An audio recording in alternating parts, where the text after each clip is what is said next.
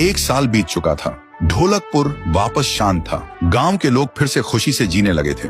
हर पूर्णिमा को लोग एक दिया जलाकर ठुन ठुन ठुन साहुर को याद करते थे। पर एक रात कुछ ऐसा हुआ जो फिर से सब कुछ बदल के रख दिया। लाशें फिर से मिलने लगी। हर 2 दिन बाद किसी न किसी के घर के सामने एक कटी हुई लाश पड़ी होती। गांव फिर से कांप उठा। एक दिन सब लोग महाराज के पास पहुंचते हैं और रो रो कर गांव की घटनाओं के बारे में बताते हैं। रात को महाराज 2 सेनापतियों से कहते हैं, जाओ और खोजो इस कांड के पीछे कौन है। लेकिन सुबह सिर्फ उनकी लाशें लौट कर आईं। एक का सिर था ही नहीं, दूसरे के पैर कट चुके थे।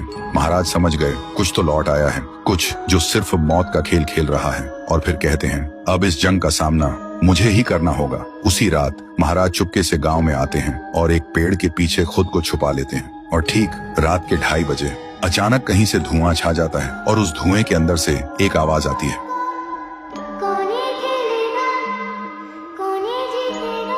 और फिर धुएं के बीच से निकलती है एक गुड़िया, गोल आंखें, एक बेजान सी मुस्कान, लेकिन चेहरा मौत का पैगाम।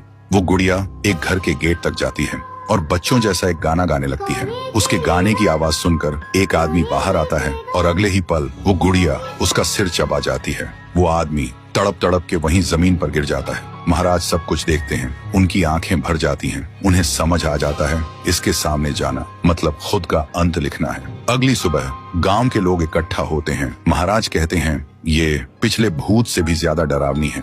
इसे सिर्फ वही हरा सकता है जो मौत को पहले ही हरा चुका है। और फिर एक पूर्णिमा की रात सब लोग दिया जलाकर पुकारते हैं, आप वापस आइए, आपके बिना ये गांव जिंदा तो है पर जीने जैसा नहीं। तभी एक आवाज गूंजती है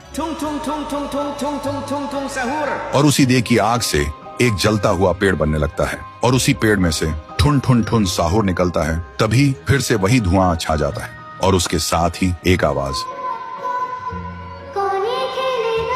सब लोग घुटनों के बल गिर जाते हैं और कांपती आवाज में बोलते हैं, हमें बचाइए, वो आ गई है। ठुन ठुन ठुन साहुर एक जोरदार जंप करता है और सीधा उस धुएं में घुस जाता है और शुरू होती है एक आखिरी जंग। ठुन ठुन ठुन साहुर और गुड़िया की। जमीन कांपने लगती है, आसमान से बिजली गिरती है और जब धुआं हटता है तो दिखाई देता है गुड़िया बिखर चुकी थी। हाथ अलग, सिर अलग, पैर अलग। और तब से गांव में फिर से एक नई सुबह हुई। महाराज मुस्कुराए, गांव वाले जीने लगे और उस दिन के बाद ठुन ठुन ठुन साहुर सिर्फ एक भूत नहीं रहा, गांव का रक्षक बन गया। लेकिन उसी रात कुछ ऐसा हुआ जो किसी को भी पता नहीं चला।